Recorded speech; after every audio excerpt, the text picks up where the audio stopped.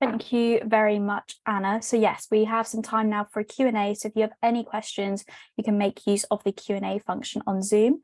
We're also joined by recent graduates from the University of Bristol, Rachel and Clara as well.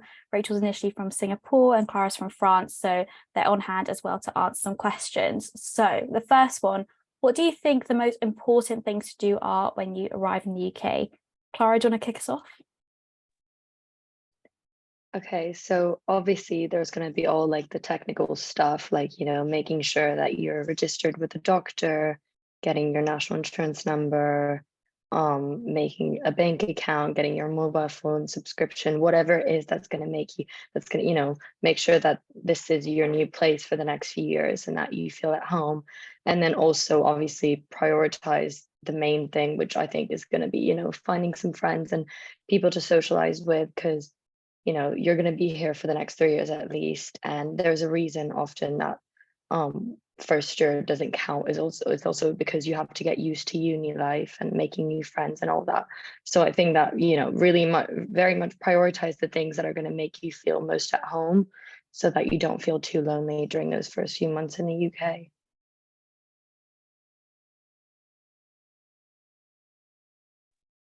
That's great, thank you. And Rachel, have you got any tips for getting on with your housemates or the other people that you might be sharing with?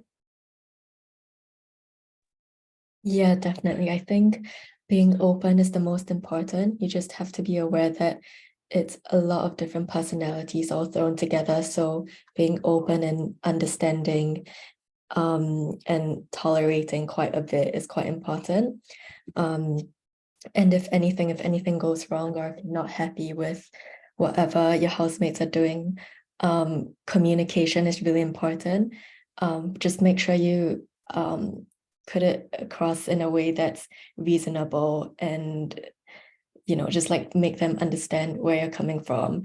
And yeah, communication and being more understanding and open is definitely my top tips. And also I think planning different activities with your whole flat could help a lot in terms of getting along. Can do things like cooking together, or even cleaning together. And I mean, it's something for everyone to do at the same time, and it would help. Great, so I'm going to open this up to all of you. So if Anna, you want to kick us off, what do you think the best type of accommodation is to live in? I think I will say first year, I do think it's nice to live in university halls just because you're moving to a new country and everything's going to be new. So if you can at least have that situated and secured, it's a lot easier because the university, like I said, kind of manages everything. But I would say once you're done with first year, I definitely recommend just doing shared housing. Because it feels a lot more independent than university halls do. You have a lot more choices to like where you live, what type of house do you want, the people that you want to live with, and then you also take on like the bills and the utilities, and it feels a lot more independent, and I enjoyed that a lot. Also, since you get to choose where you're living, you also get to explore like a new area of the city, which is always really fun to do. Yeah, no, I agree. I think that first year is kind of nice to have it all sorted out for you, bills and everything, and to all be in the same building. But then second and third year, I think it's really nice to move in, with some good friends that you've made throughout the year. You can make the place feel more like home because, it is your home, you've chosen it. And a lot of times people live around the same area as at uni. So it's nice because you'll often be surrounded by a lot of students.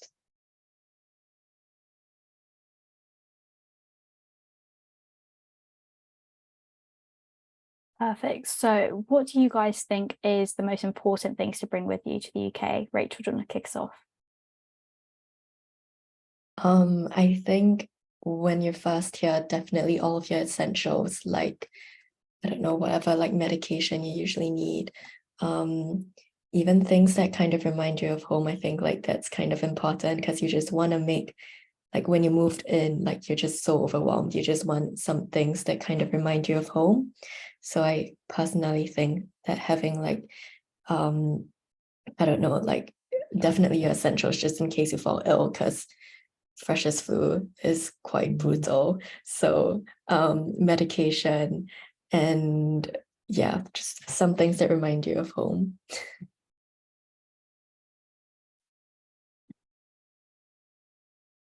Yeah, I agree about something that reminds you of home or something that just makes you feel comfortable.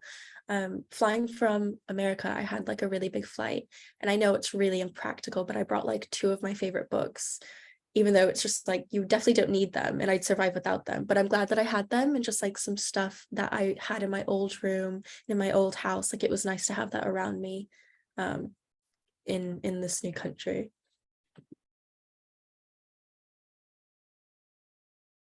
Perfect. So, Clara, have you got any tips for making sure that international students can make the most out of their first term? So, as I mentioned earlier, I think that in the UK, there's a reason, obviously, that it first year is very much built so that you can really get used to the place you're living in and make new friends. And so that's why like obviously, work as much as you can during your first year, but there's a reason it doesn't count. It's also to lift that pressure a little bit off you so that you can get used to, uni and studying and everything like that. But at the same time, very much prioritize making good friends, because you'll often find that you'll make some great relationships at uni and you'll come out of it and those might be your friends for life, and you're all adults, and at the end of the day, you've all come to uni, so it's all your first years together, and during freshers and all of that, everyone's going to be wanting to make friends. Everyone's in the same boat. If you talk to people, everyone feels quite lonely, and so it's actually nice to talk about it with people as well, because you'll realize you're not alone, and you can really create that little group of friends, that little family that's going to kind of hold you throughout uni. Great. So, when a student is looking for accommodation, do you think it's okay to live a little bit further away from campus and travel in, or should we be living closer?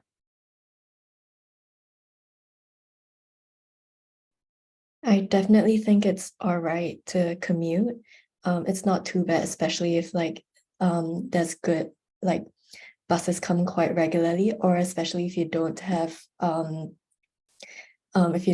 many contact hours, it would be fine living a bit further away. It could also be a little break between like uni and your own personal space, so it doesn't feel like even when you're going home, it is still uni.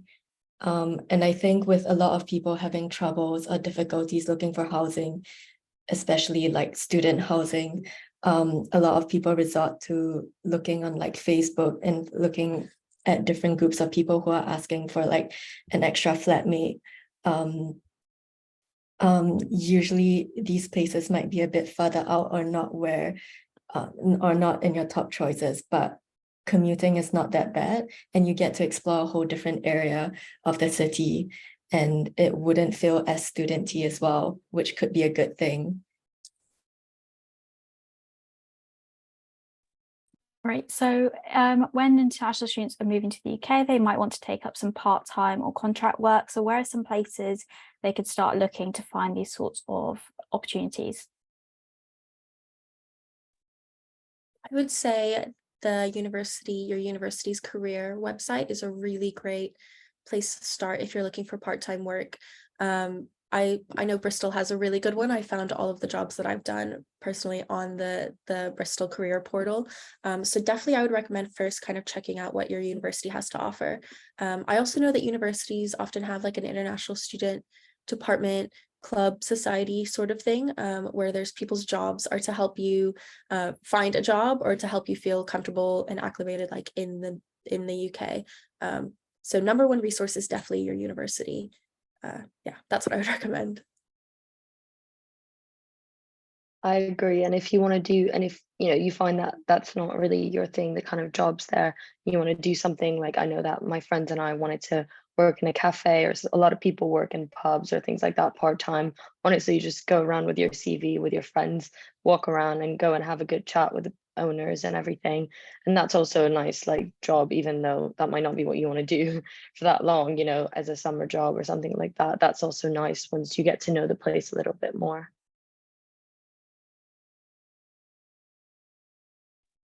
Perfect. So, how many months in general would you say kind of is a term at your university?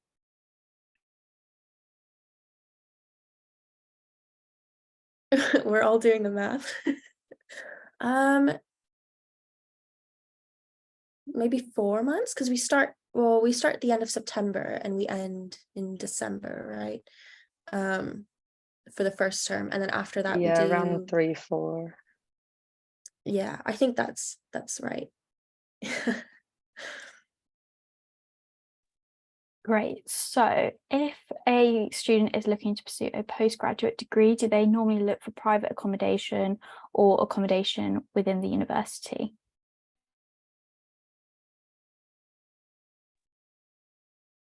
I know a lot of people go for private housing.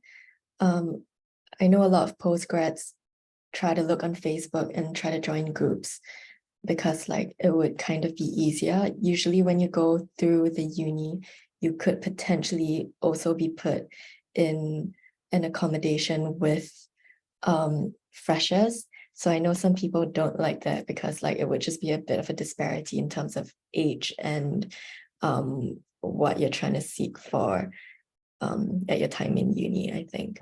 So so the people I know who have done postgrads usually look for private accommodation, and they mostly do it through Facebook groups.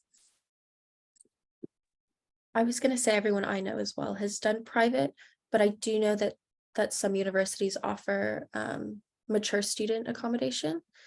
So you could apply for like a 21 plus flat if you apply for accommodation through your university, but I don't know if you're guaranteed that.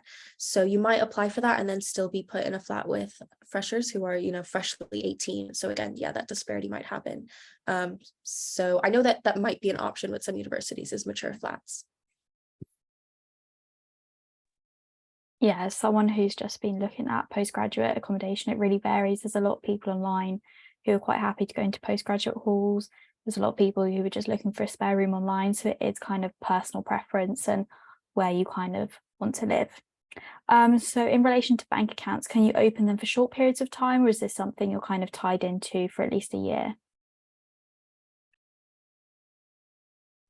I think with banking companies such as like Monzo or Revolut, you don't have like there's no contract or anything. So you can open it for just like a few months, just get a bank card for like a couple of months, and then yeah, there's no commitment or anything. So yeah, definitely apps like Monzo or Revolut. And I know there are quite a lot that have been coming up. So definitely do have a look at the options. Yeah, I'm the same as Rachel. I didn't actually get like I just got Revolut because that was easier. I moved to the UK when I was 17, so I wasn't even allowed to make a bank account. So it was just a lot easier on Revolut to immediately make my banking account. I mean, obviously, you can go to the actual banks and make a bank account there, but at least in the beginning, having Revolut or Monzo or that kind of bank account is so much easier. And also, like, if your parents need to send money, if you need to send money for any reason, it's a lot easier to exchange, and the exchange rates are a lot better, I think. Yeah, I didn't know about Monzo and Revolut when I moved. So I did have to go through the process of like opening a bank account. And it was really stressful. And then eventually I ended up getting a Monzo account, which was a lot easier. So I now have both, but I do really recommend Monzo. And I know people that use Revolut too. So I think both of those are really great options. Cool. So this one is a visa application related question. So is there any other channel to pay for IHS and visa application in one's local currency for those who don't have a dollar card? I'm not sure. I don't know. That sounds like a really specific question. But I don't know if anyone here had to like pay with a card that wasn't like the dollar cards. Yeah, I'm not sure either, but I think you could probably send an email into like I don't know, there are usually like help pages or like yeah, information points or emails where they might answer questions like that, or they could probably help.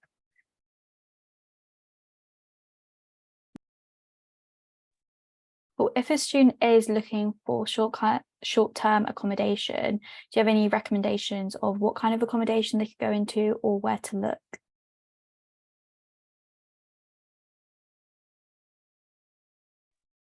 I think I know we've mentioned them, but in Facebook groups, people tend to like they post about subletting their rooms.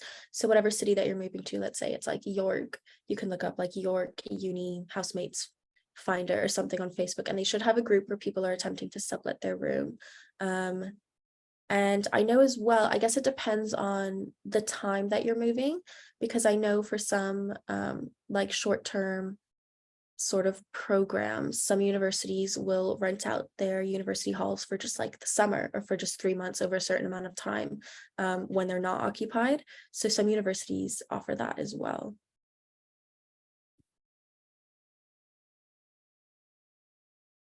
What would you guys say is some of your favorite things about going to university in the UK, and what was probably your biggest fear as well coming over here? I really enjoyed coming over here and just starting kind of new and just starting kind of fresh. And everyone's in the same boat when you come in your first year. So it's nice because everyone's so welcoming. And I have found that everyone's been so lovely in the UK.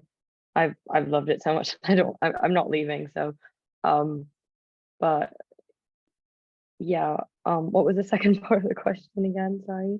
What was your biggest fear when you were making the move? Yeah, I think it was always, yeah, not really making friends, not feeling at home, feeling like people would treat me differently maybe. And I mean everyone was so welcoming. So, and just make sure that you speak to people, and if you feel lonely and everything like that, really, put yourself out there and speak to people, because everyone's gonna feel kind of like you, even if they've just moved an hour away from home in the UK or something. Everyone's the same boat. So just, keep chatting. Yeah, I definitely agree with Clara. Like my biggest fear was also like my biggest takeaway. Like I was the most scared of not being able to make really good friends, but just putting yourself out there, as Clara said, you will find like-minded people and people you never thought you'd be friends with, you're friends with. And yeah, it's really cool because as international students, you get to experience like you're exposed to like more different cultures and stuff like that. And yeah, I think making friends from all over the world was just like the best thing that happened moving away. Yeah, I agree. I feel like bad that we're all kind of saying the same thing, but I agree as well. Like I was just nervous about fitting in and about making friends, and if people would like me, or if like it would be too different of cultures, and I wouldn't be able to like get on with people very well. But that didn't happen. People were really welcoming, and like Clara said, like it's everyone's first year. It's not just yours, so everybody's nervous. Like everybody's worried they're not going to make friends, and also just everybody gets lonely as well. So when you feel like, oh, everyone else is like out there having a great time, like, but I feel really lonely. I think everybody goes through that, whether you're an international student or a home student. It's easy to feel really overwhelmed by just the whole university experience, especially because we build it up so much in our heads as to like what it's going to be like. And especially when you're moving from like a whole different country to a new one, you also build it up in your head. So I think I was just nervous about not making friends, but it ended up working out really well. And I also love the UK. Like I also don't want to leave after I graduate. So yeah. Right, so this one is to do with accommodation contracts. So can I stay in accommodation for 12 weeks, and then if someone that has a longer contract leaves, can I then take their place?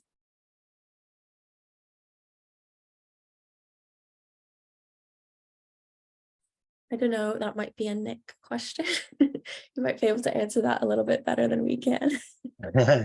Yeah, so just on that, so yes, you can, but it would depend on the accommodation. So if you are able to get short-term accommodation and that is available, and then you can do a tenancy takeover of someone's room, but it really just depends if that is available, and it's going to be more likely in a private hall than in a shared house. So landlords in shared houses tend to be a bit less flexible about tenancy agreements. So in principle, the answer is yes. In reality, it would really depend on the accommodation. And just while I'm on, I just wanted to say there's been a few questions about Edinburgh and Glasgow. So people looking for accommodation there. So if you're looking for accommodation in Edinburgh and Glasgow, it is going to be really difficult. Both those cities have got a shortage of accommodation. So if you come across anything that's available, my advice is if it's anywhere near your criteria, is to book it, because those cities are very, very short of accommodation. If you can't find anything that's suitable, your next best option is to consider getting somewhere short term for a few weeks, in the hope that somebody drops out of their accommodation, and that does happen.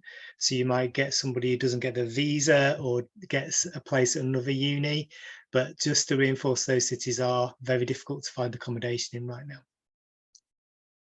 Okay. Thank you, Nick. So someone would like to know, would you guys suggest going to freshers events? Yes. I would say, you know, at uni, you actually end up making friends with people you did not expect to make friends with, and you always end up surprising yourself. So even if you think that, obviously, if you think it's not your thing, don't force yourself. But if, you know, you're not really sure, just, you know, make it out, just go, you know, just go with a friend, go with maybe someone that was also in your accommodation, and just see how it goes.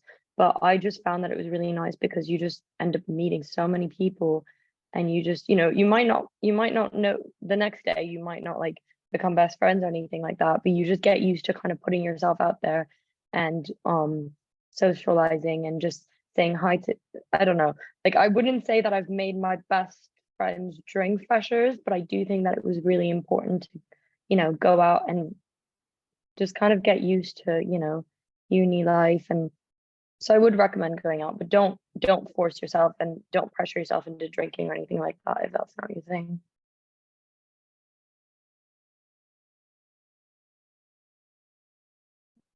Yeah, I think the best thing about freshers events is that everyone there trying to make friends. So it wouldn't be weird if you went up to someone and introduced yourself, because literally like everyone's trying to make friends. So I think like that's a good thing about freshers events. Yeah, and they're not, if like we said, if you're not really into drinking, there's also loads of events that like aren't drinking related at all. And I think I recommend going to both of them, even if you're someone who does like going on nights out and doing all of that. Like I still recommend going to just the events during the day. Like there's usually like really fun ones like pottery or like plant, like you get to go and like take home a little plant, which is always really fun. And you get to talk to people and hang out during the day. So I recommend going to like all the events that you can. And even if you're someone who enjoys drinking, I recommend going to the non-drinking events as well. Yeah, and I would just like to add, sometimes you'll see like people advertising things like wristbands and that, and a few of them could be a scam. So I'd always recommend getting in touch with your student union, seeing what they're offering first, and then obviously just checking with them as well what's legitimate and what's not, because you don't want to be out of money. Going back to talking about finding a job, obviously you mentioned university websites, but are there any other good apps or anything you would recommend when looking for a job?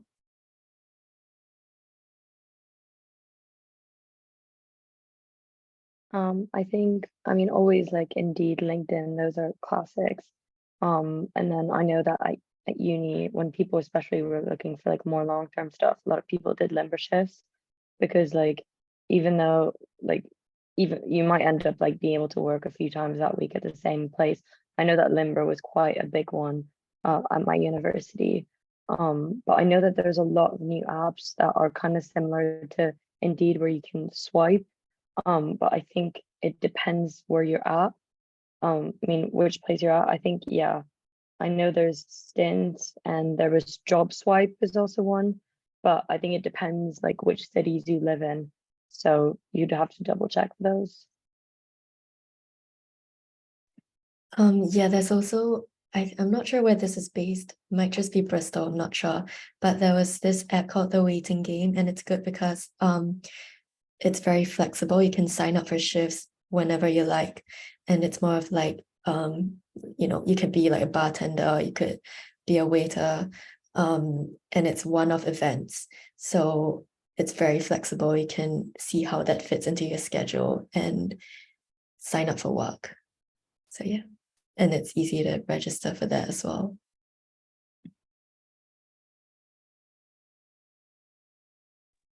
Perfect. So we've had quite a few questions come in about accommodation in London, any areas to kind of look in or places to look for accommodation. So I know Rachel and Clara, you've recently gone through the kind of house hunting process in London. Do you have any advice for students who are looking for whether that's private housing or student halls within London, and what sort of place they could be looking at and maybe what areas as well?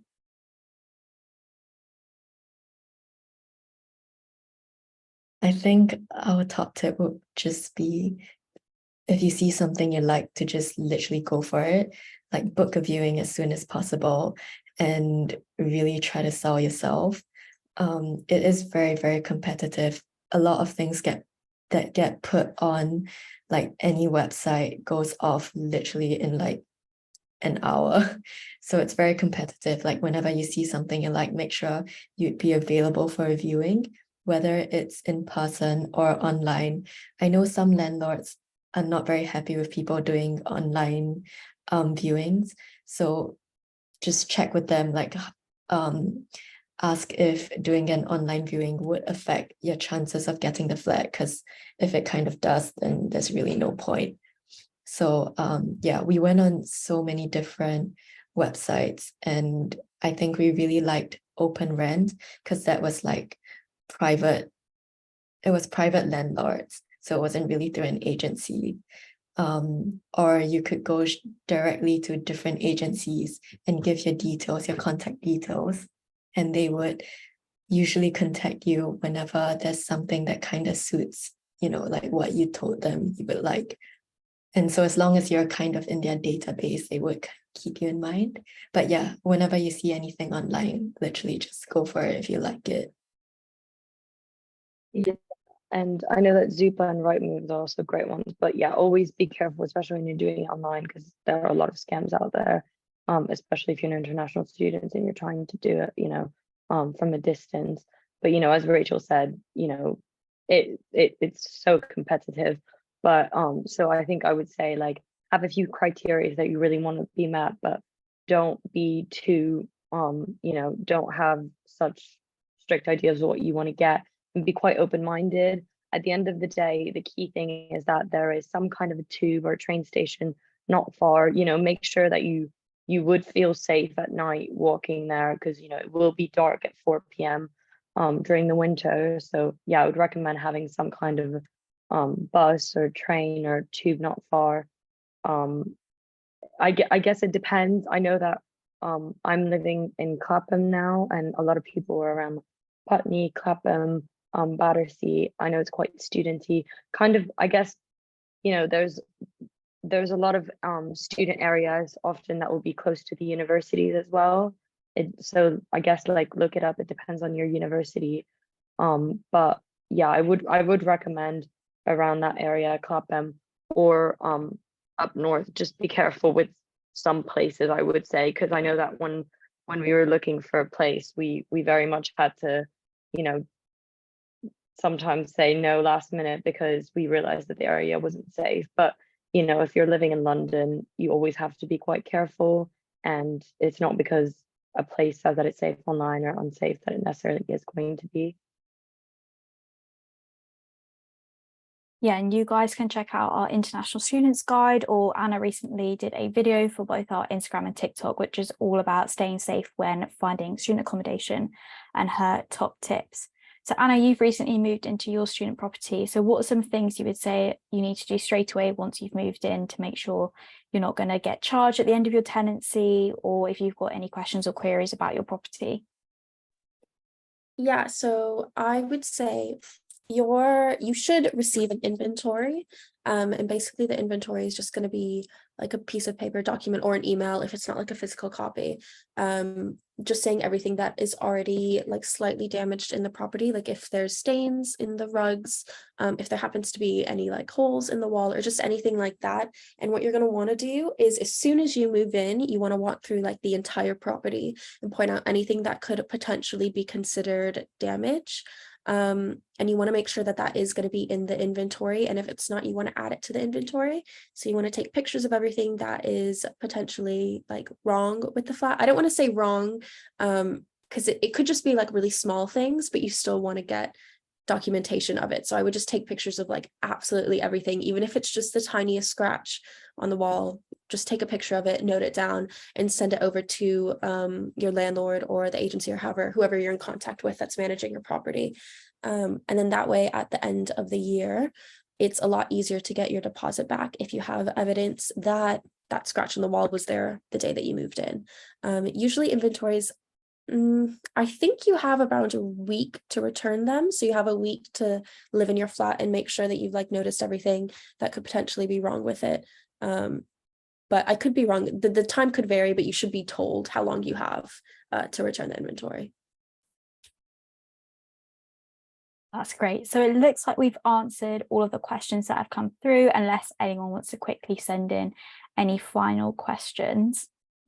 But just in case, why don't we wrap up? And I'm going to ask each of you, starting with Rachel, what are maybe some of your couple of top tips for moving to the UK and generally studying in the UK as well? Yeah, I think my top tip would just to be really open and put yourself out there. Just know that you might only potentially be here for like 3 years or, a couple of years. And so just make the most of it, explore the place, like explore the country, and just have fun.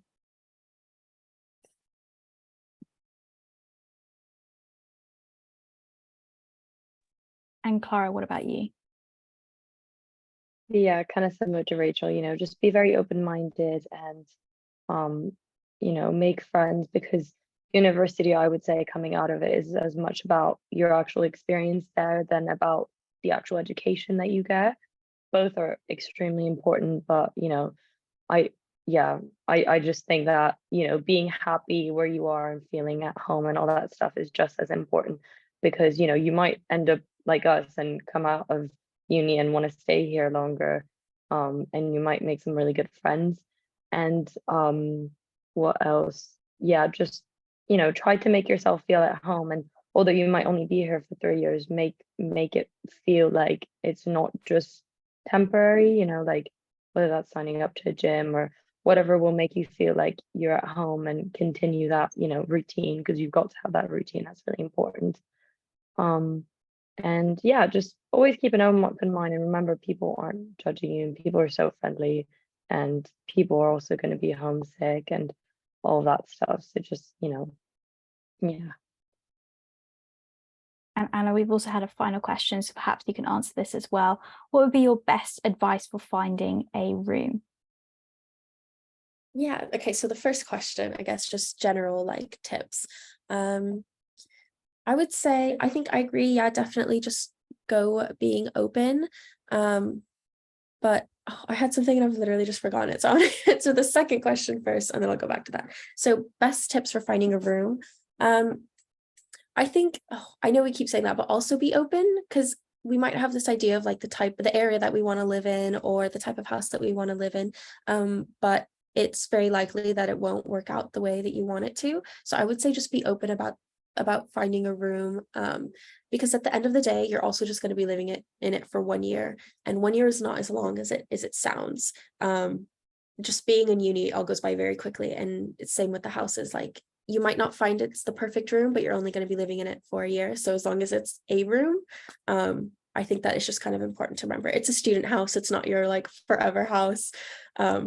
So yeah, I think that's my tip for that. And I guess maybe that kind of works for my top tip in general. Like, it goes so quickly. Like, I'm entering my final year now, and I remember people used to ask like, oh, what are you going to do after you're done, like, in the UK? And I was like, oh, I've got 3 years. Like, I don't have to think about that now, but I only have 1 year. Like, it goes by literally so quickly.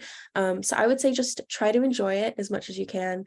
Definitely put yourself out there. And I remember now, take advantage of the fact that you're abroad. So really just explore the city that you're in, but like explore even more than that, like beyond that. I would say take the trains or a coach, just literally try and explore as much of the like UK as you can. And then even further than that, I think it's kind of easy if you keep an eye out on like Skyscanner and different websites, like it's easy to explore other countries as well from the UK, especially if you're near a major airport. I would say take advantage of the fact that you have really good transportation near you to explore like as much as you can while you're living in the UK. That's great. A massive thank you to Anna, Rachel and Clara for answering all of our questions today, and for Anna for delivering a fantastic presentation. If you do have any more questions that you weren't able to answer today, you can get in touch with us through our website. And if you're still looking for some student accommodation, we have loads available still online. So you can literally search for your student city and find something that's right for you. But that is the end of our webinar. And thank you once again for joining us this afternoon. Bye.